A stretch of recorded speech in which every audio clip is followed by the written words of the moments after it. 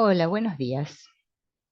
Vamos a continuar con este libro, Tocando el Corazón de Dios, de Ken Wapnick, en donde habíamos quedado acerca de la misión de Sigmund Freud y que, aunque de tiempo en tiempo él mismo se ha perdido en el laberinto de sus propias formulaciones teóricas, al final en un nivel más profundo, nunca perdió de vista la razón subyacente de su encarnación.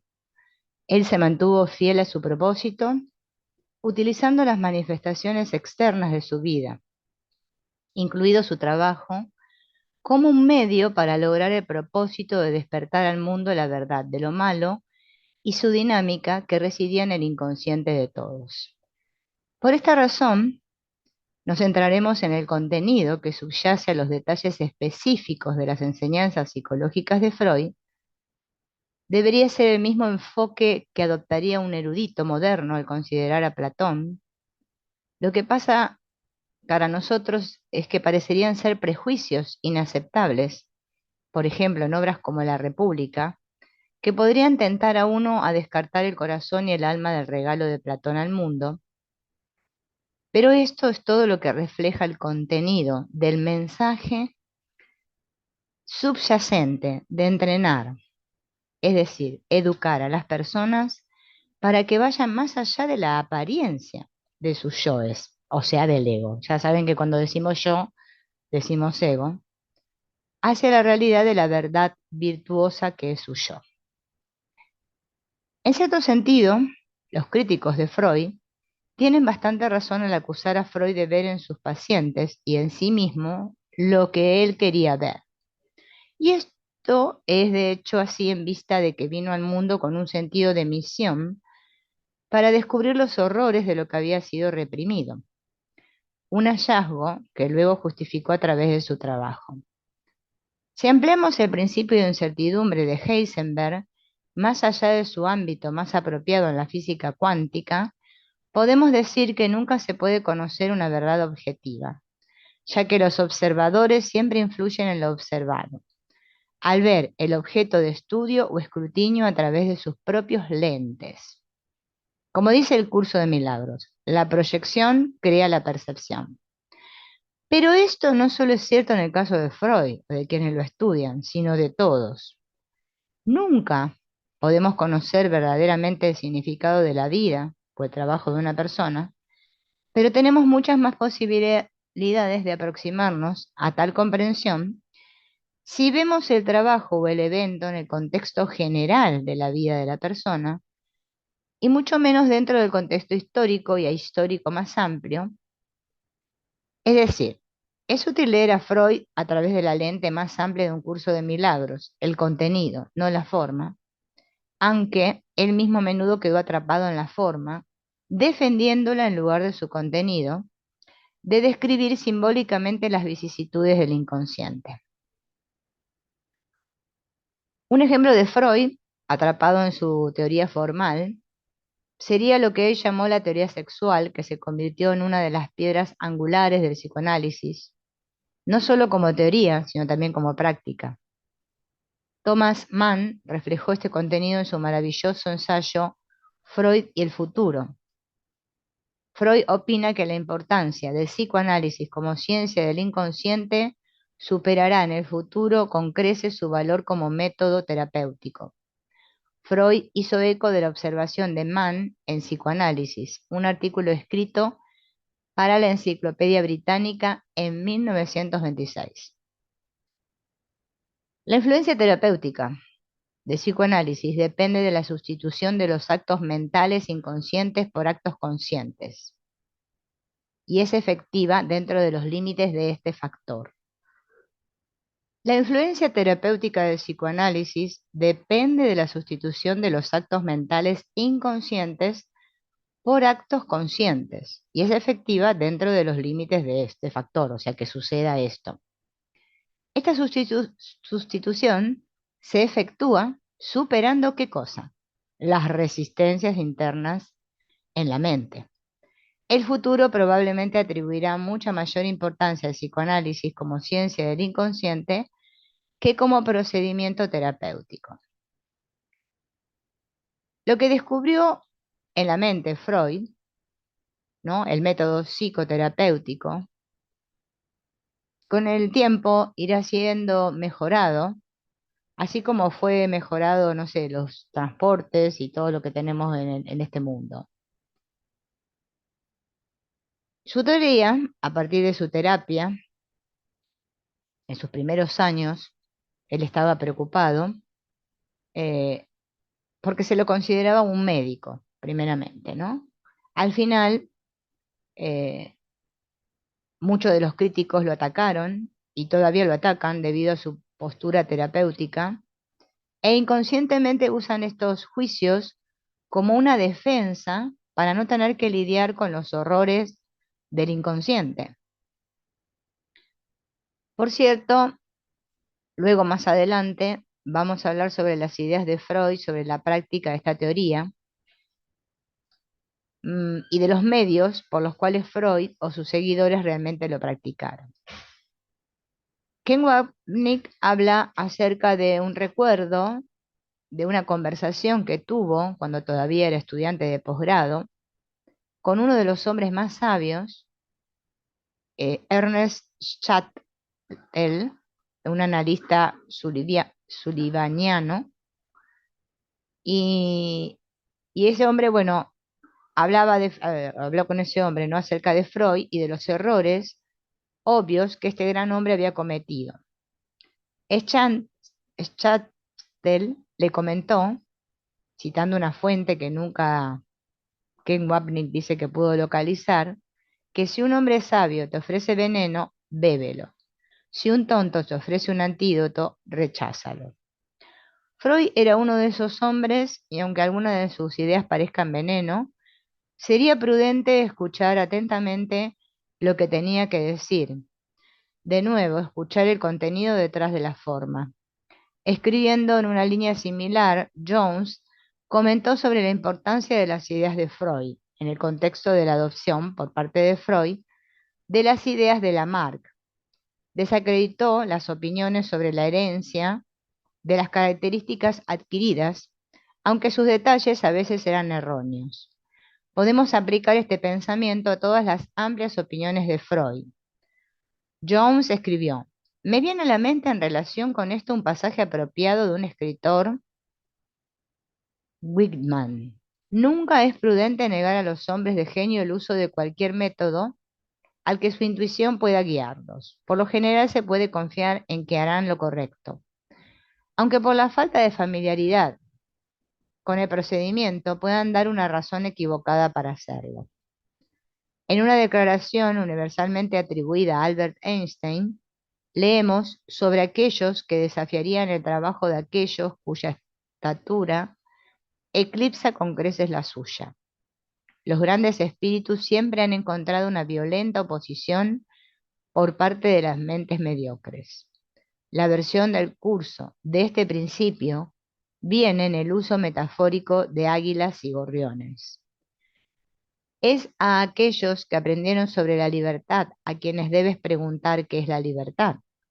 No le preguntes al gorrión cómo se eleva el águila, pues aquellos con alas pequeñas no han aceptado para sí mismos el poder de compartir contigo.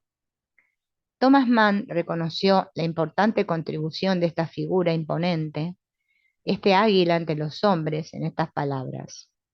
Un día reconoceremos en la obra de Freud la piedra angular para la construcción de una nueva antropología y con ella de una nueva estructura a la que hoy se están colocando muchas piedras, que será la futura morada de una humanidad más sabia y más libre. No tengo ninguna duda de que este psicólogo físico será honrado como el pionero hacia un humanismo del futuro. Lo que recordaremos no es por los detalles de su trabajo teórico, sino por el alcance cósmico de su mensaje al mundo. Solo podemos esperar y rezar. Un día se convertirá en la base de un mundo libre de odio y miedo, y libre para la paz interior y exterior. Ahora estamos listos para comenzar de una manera más sistemática nuestra mirada a Freud, el hombre y su obra. Y acá Wapnick empieza hablando sobre justamente en la parte 1, en un prólogo hace acerca de Sigmund Freud, y lo llama un hombre poderoso. y habla de la vida de Freud, la cáscara exterior de su vida, que es una vida, dice, una vida breve de Peter Gay, su introducción a una edición del porvenir de una ilusión de Freud. En este compendio podemos reconocer las semillas del genio, aceptadas y alimentadas desde el principio, hasta que sus frutos estallaron a través del velo del miedo y la ignorancia del mundo, dando origen a todo este nuevo mundo del psicoanálisis. Freud nació en el 6 de mayo de 1856 en una familia judía que vivía en el pueblo moravo de Freiberg. La historia posterior trasladó la ciudad a Bohemia, en Checoslovaquia, recientemente convertida en la República Checa, donde luego fue rebautizada como Pribor. El padre de Freud se llamaba Jacob y era un hombre de negocios en apuros. Y Sigmund Freud, como siempre se le llamaría, era el tercer hijo, pero el primogénito de su padre y su madre Amalia, la tercera esposa de Jacob. Su grandeza parecía estar predestinada, al menos según una anciana campesina, que Freud observó en la interpretación de los sueños. Había profetizado a mi orgullosa madre que con su primogénito había traído al mundo un gran hombre. Esta expectativa paternal se vio reforzada por un incidente que también recordó Freud en la interpretación de los sueños. La familia estaba en un restaurante donde un poeta mendigo circulaba ante los clientes, pidiendo a cada mesa algo de dinero a cambio de algunos versos improvisados sobre un tema, y Freud escribió: me enviaron a traer al poeta a nuestra mesa y él mostró su gratitud al mensajero. Antes de preguntar cuál sería el tema elegido, me había dedicado unas líneas y se había sentido inspirado a declarar que probablemente yo llegaría a ser el ministro del gabinete.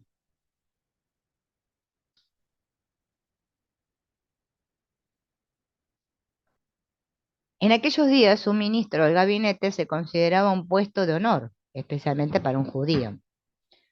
4 años después, la familia Freud se mudó a Viena, que seguiría siendo el hogar de Sigmund durante los siguientes 78 años. El joven, admirado y estimado por su familia, especialmente por su madre, se destacó en la escuela y en 1873 comenzó sus estudios en la Universidad de Viena. Aunque tentado por estudiar Derecho, Sigmund finalmente se dedicó a la medicina, especialmente a la investigación neurológica y fisiológica, como hemos observado, pero no sin incursiones intelectuales en las áreas más especulativas del pensamiento filosófico. Su mente inquisitiva y examinadora es la forma en la que Gay tradujo una frase de un estudio autobiográfico de Freud. Encontró una salida a la investigación, el comienzo de una vida de intrépida investigación. Más adelante, en 1927, ¿no? Freud escribe: este celo por el aprendizaje absorbió tanto mi atención que no recibí mi título hasta 1881, 3 años más tarde de lo habitual. En este periodo formativo educativo, Freud desarrolló la capacidad de investigación rigurosa y minuciosa, la búsqueda persistente e incesante de conocimiento, que caracterizaría sus investigaciones posteriores en las profundidades de la psique humana. Por lo tanto, mientras estaba en la universidad, se distinguió en investigaciones sobre las gónadas de las anguilas, el sistema nervioso de los cangrejos. Estudió con Ernest Bruck, quien destacó que las fuerzas químicas en el hombre eran las causas explicativas de todos los fenómenos humanos, en marcada distinción de algunas teorías suaves predominantes de las fuerzas vitales. Freud aceptó estos principios científicos y se convirtieron en la base de su trabajo futuro sobre la psique.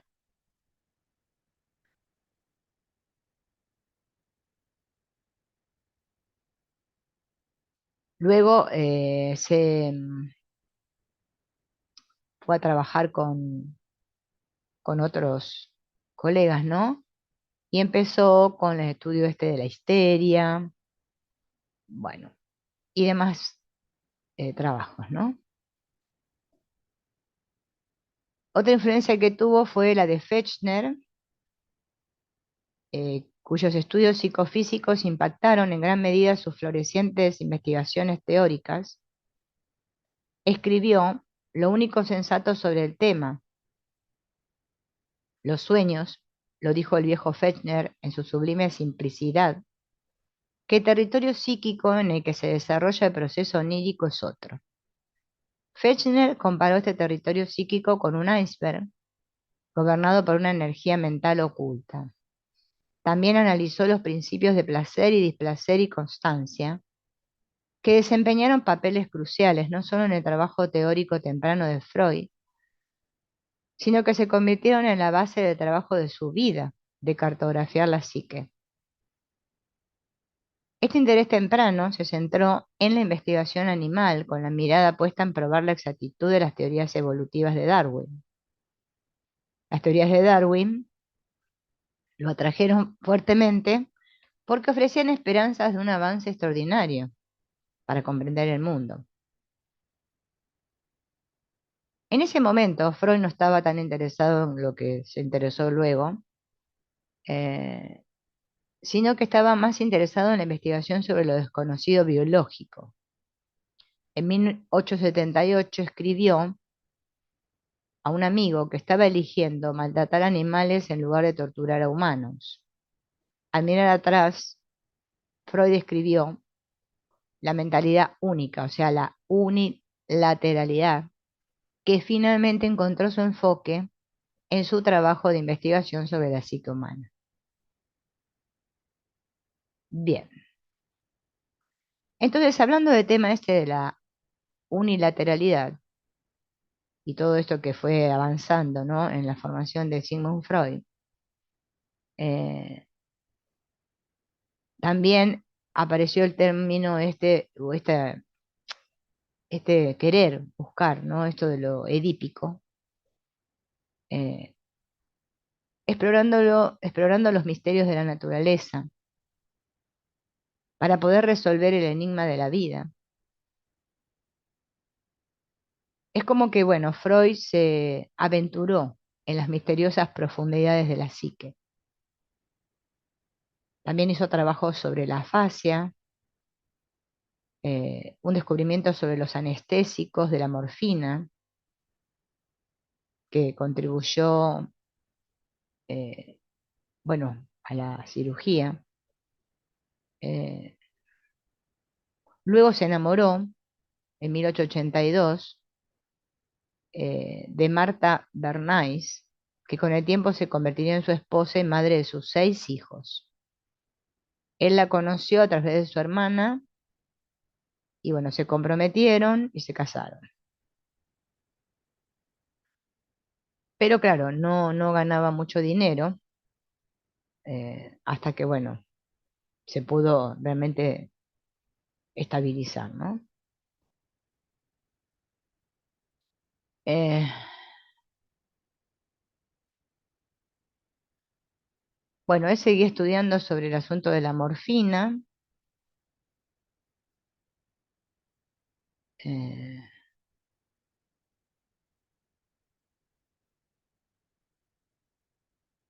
bueno, el romance este con Marta tuvo otras repercusiones, porque él reconoció fuertemente que no sería capaz de mantener una familia con el salario de un investigador.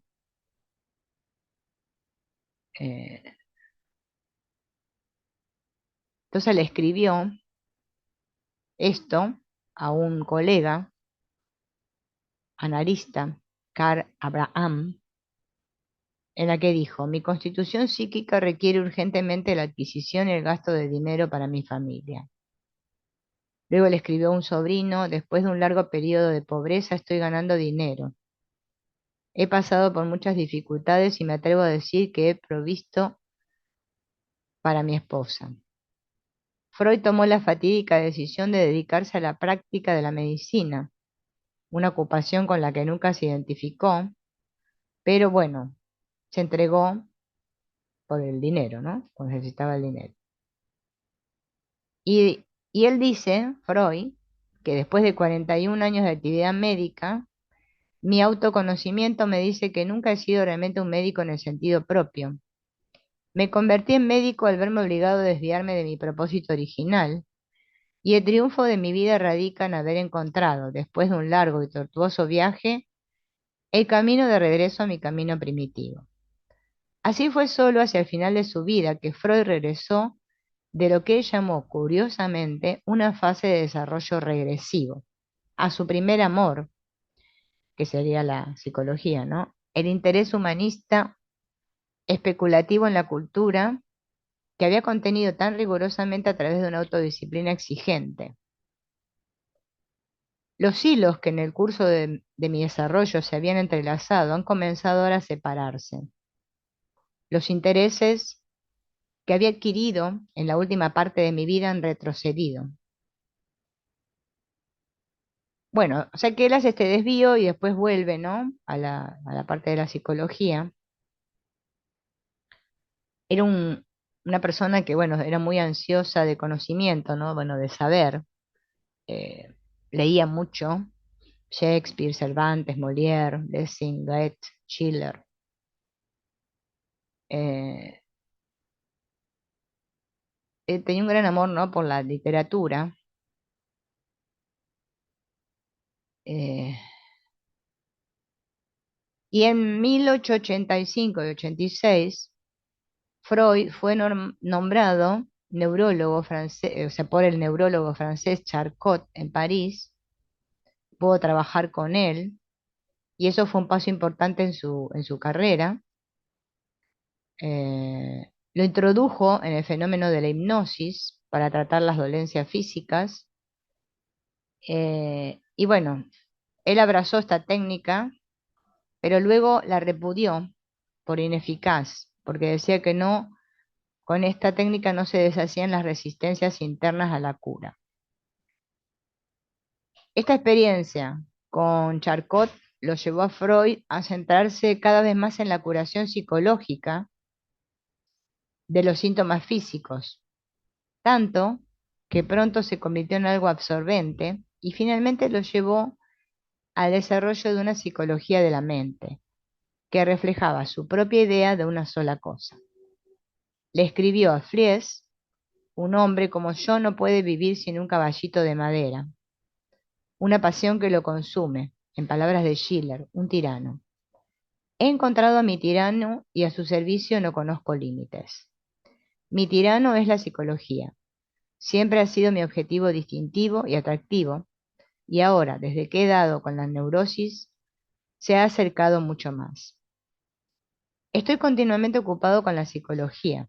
Espero estar ocupado con intereses científicos hasta el final de mi vida. Aparte de ello, ya casi no soy un ser humano. Pero naturalmente estoy dominado solo por el trabajo y estoy preparado para ser completamente unidireccional si tan solo puedo llevarlo a cabo. En 1930 observó: el trabajo de mi vida ha estado dirigido a un solo objetivo, la construcción de una ciencia mental. Esta incursión en el desierto de la psicología comenzó en la década de 1890, una etapa que culminó en 1895 con la publicación, con su mentor psiquiátrico Joseph Breuer, de estudios sobre la histeria, un análisis de 5 pacientes que sufrieron histeria. La tesis central de Freud, que Breuer lo apoyaba a medias, era que los síntomas físicos tenían una causa psicológica, cuyas raíces se encontraban en la perturbación sexual. Además, descubrió que tales perturbaciones podían aliviarse mediante el intercambio verbal, la llamada cura por la palabra, la base de su floreciente psicología, que llamó psicología clínica, el primer uso publicado de un término que ahora es un lugar común.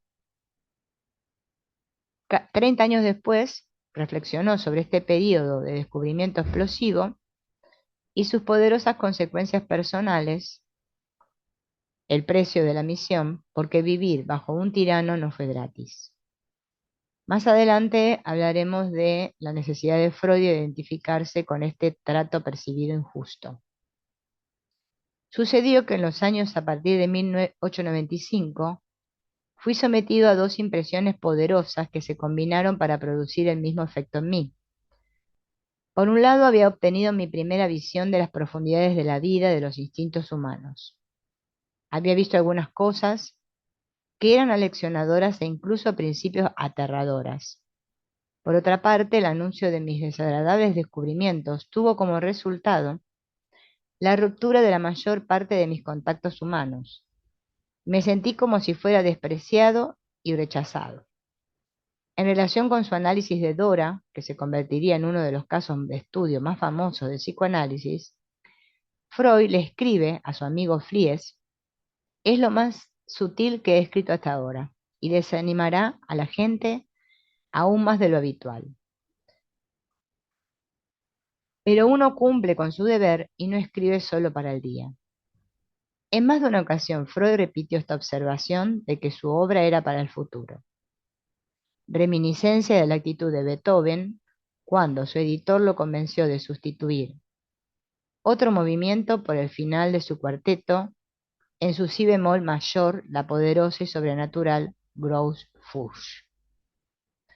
No era propio de Beethoven acceder a una petición de un editor, pero sí lo hizo aquí, obviamente de acuerdo con su patrón, el clarividente príncipe Galitzin, que le escribió en 1824, 3 años antes de la muerte del compositor. Su genio está siglos adelantado y en la actualidad hay apenas un oyente que esté lo suficientemente ilustrado para disfrutar toda la belleza de esta música. Pero la posterioridad le rendirá homenaje y bendecirá su memoria más de lo que sus contemporáneos son capaces de hacer. Estos dos titanes tenían obviamente mucho en común, y Freud escribió, de nuevo a Fliess: tengo que tratar asuntos oscuros con personas a las que llevo 10 o 15 años de ventaja, que nunca me alcanzarán. Este iba a ser un camino solitario para Freud, pero Freud era ese espíritu poderoso que recorrió el empinado camino solo e independientemente. Tuvo que seguir metódicamente la línea de sus propias investigaciones. Bueno, entonces estamos en el tema del asunto de Freud, que empezó a indagar con esto de los sueños. Hubo uno que fue famoso, que fue el sueño de la inyección de Irma. Esto fue muy decisivo en el desarrollo del psicoanálisis y en el crecimiento de Freud.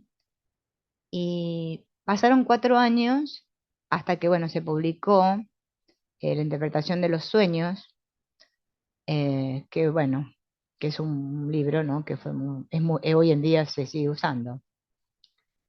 Eh, Wapnick dice que contiene este libro incluso el más valioso de todos los descubrimientos que he tenido la buena fortuna de hacer. Una visión como esta solo nos llega una vez en la vida. Y a Fliess, en 1900, reflexionando sobre la falta de preparación del mundo para su magna obra, ha sido un consuelo para mí en muchas horas sombrías saber que tengo que dejar este libro detrás de mí. Es cierto que su recepción, ciertamente, la recepción que ha tenido hasta ahora no me ha dado ningún placer. Ha encontrado la más escasa comprensión. Cualquier elogio que se le ha otorgado ha sido tan escaso como la caridad. A la mayoría de la gente claramente no le gusta. Y todavía no he visto ningún rastro de que alguien haya detectado lo que es importante en ella. Me digo a mí mismo que esto es porque estoy 15 o 20 años adelantado a mi tiempo.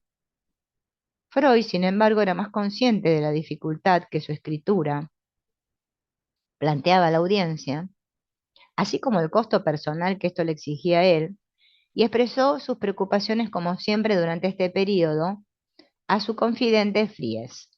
La mayoría de los lectores se quedarán atrapados en esta espesura y nunca llegarán a ver a la bella durmiente que hay dentro de ellos. Todo está planeado según el modelo de un paseo imaginario. Primero viene el bosque oscuro de las autoridades, que no pueden ver los árboles, donde no hay una vista clara y es muy fácil extraviarse.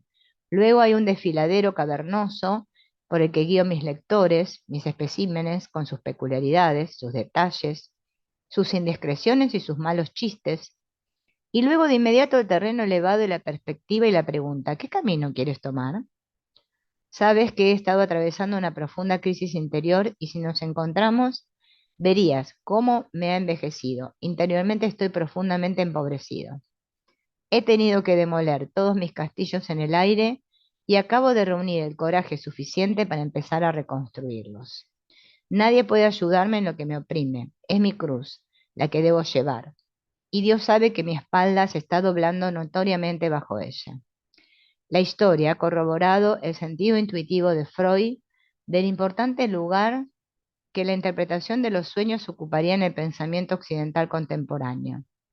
Sigue siendo la obra seminal del siglo XX, no solo como la base de la psicología psicodinámica, sino también como la obra que cambió para siempre el pensamiento del hombre occidental e incluso el oriental. Bien, estos años, ¿no?, que siguieron en el trabajo de Freud, eh, sus exploraciones tomaron dos caminos diferentes. Estaba la exploración interna de su propia psique, que iba en paralelo a las investigaciones de sus pacientes, y luego estaba el científico, que buscaba objetivar sus florecientes teorías de la personalidad humana. Este último se centró en su proyecto de una psicología científica. Esta obra proteica no sobrevivió por completo a los borradores de Freud y nunca fue completada ni publicada en forma alguna durante su vida. Sin embargo, sigue siendo un paso importante en el camino que Freud estaba comenzando a emprender, ilustrando las raíces fisiológicas de sus nociones psicológicas inculcadas en él por Brücke. Nunca logró escapar realmente de estas raíces, ya que Freud en ningún momento abandonó por completo la noción de causas químicas para la neurosis. Observen estos comentarios. ¿Puede que me proporcione una base sólida sobre la que pueda dejar de explicar las cosas psicológicamente y empezar a encontrar una base firme en la fisiología? ¿Es de suponer que algún día todas nuestras ideas provisionales en psicología se basarán en una subestructura orgánica? Esto hace probable que sean sustancias especiales y procesos químicos los que realizan las operaciones de la sexualidad y proporcionan la prolongación de la vida individual en la especie. Estamos teniendo en cuenta esta probabilidad al reemplazar las sustancias químicas especiales por fuerzas psíquicas especiales. Bien, al año siguiente, el fatídico sueño mencionado antes, la inyección de Irma, ¿no? Creo que era, eh, discutido en este libro, ¿no?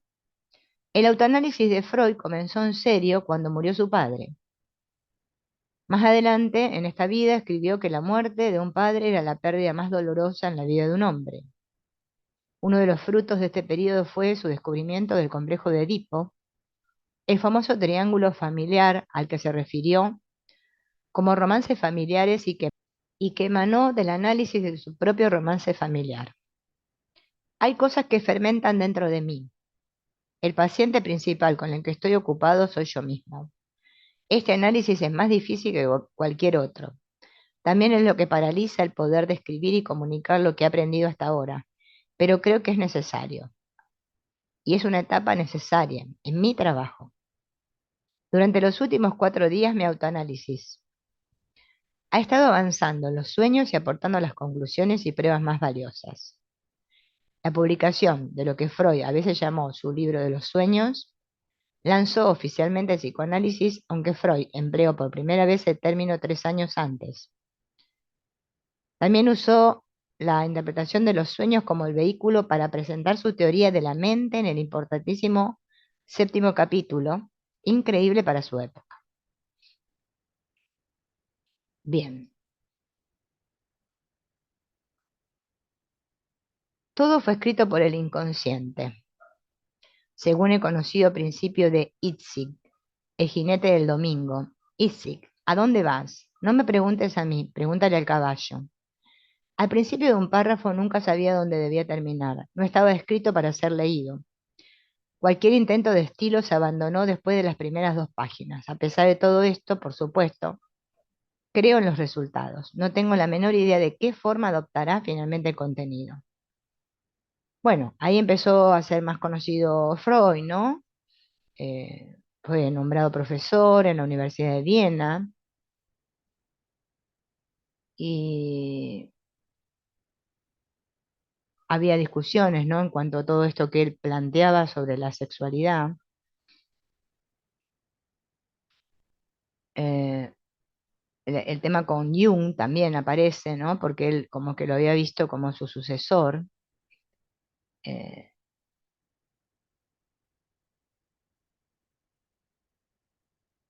en el libro de Freud, Tótem y Tabú, eh, fue una de las obras favoritas de Freud. Más adelante, bueno, fue la época de la guerra del 15, ¿no? La Primera Guerra Mundial. Eh, es como que tuvo una parte, ¿no? Pesimista de su trabajo debido a su apreciación de las profundidades del inconsciente y los impulsos viciosos que allí se alojaban. Freud ahora vio confirmados sus peores pensamientos. Así amplió su visión de la psique para incluir la agresión como instinto, un concepto que finalmente se convirtió en el instinto de muerte en más allá del principio del placer. Thanatos ahora ocupa su lugar junto a Eros en el sistema económico de la psique. Su obra, El yo y el ello, reflejaba sus pensamientos finales sobre la psique, ahora vista desde el punto de vista estructural para consistir en el ello, el yo y el superyo. El psicoanálisis siguió prosperando hasta 1923, que le diagnostican un cáncer de paladar, en parte provocado por su adicción a los puros y a las pipas durante toda su vida. Se sometió a varias operaciones, pero nada pudo detener la propagación de la enfermedad ni el dolor. Eh, bueno, abandonó la laboratoria y Freud siguió atendiendo pacientes hasta el amargo y doloroso final y escribiendo. Su penúltima obra fueron tres obras importantes que formaron una trilogía: El porvenir de una ilusión, El malestar en la cultura y Moisés y el monoteísmo. Con su trabajo teórico completo y su misión de exponer el inconsciente cumplida, Freud había regresado a su primer amor, que era la investigación filosófica y cultural. Bien, eh, a ver,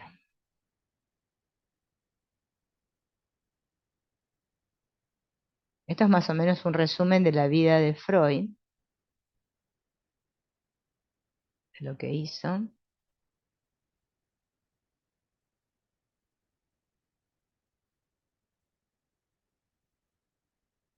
Ah,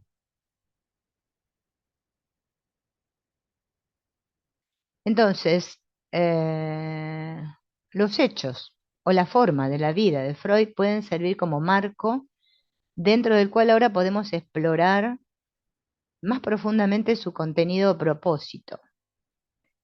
Estamos discerniendo una diferencia entre Freud, el hombre, y Freud, el alma o la mente. Como ya hemos visto, Freud intuyó desde muy temprano un propósito para su existencia más grande que su pequeña vida en la Tierra. Para tomar prestada una frase de un curso de milagros, su ensayo de colegial, por ejemplo, afirmaba que quería hacer algo para ayudar a la humanidad. Y me parece recordar que durante todo este tiempo hubo una premonición de una tarea por delante, hasta que encontró expresión abierta en mi ensayo de fin de escuela como un deseo de que yo pudiera durante el curso de mi vida contribuir en algo con nuestro conocimiento humano. Bueno, se dedicó a esa labor, diciendo que no iba a naufragar en lo que él estaba haciendo. eh, y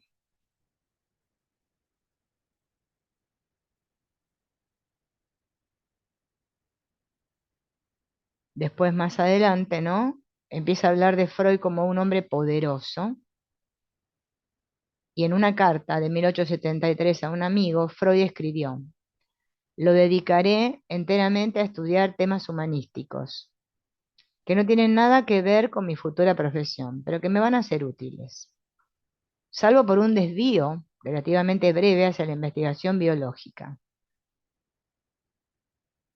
Eh, Habla de eh, su primer amor acerca de los laberínticos pasillos de la psique. La figura de Leonardo da Vinci sirvió como modelo para el filósofo de closet, a quien veía como alguien que suprimía con cierto éxito su emocionalidad al servicio de su trabajo. Leonardo da Vinci había logrado someter sus sentimientos al yugo de la investigación y en inhibir su libre expresión, pero incluso para él hubo ocasiones en que lo que había sido suprimido obtuvo expresión por la fuerza.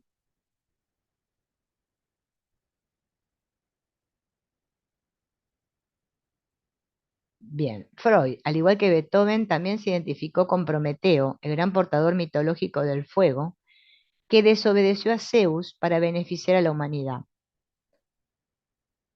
Eh, Tuvo que desafiar el orden establecido del mundo y romper sus defensas para apoderarse de lo que había mantenido oculto. Freud tuvo que soportar mucho tormento físico y psicológico como recompensa.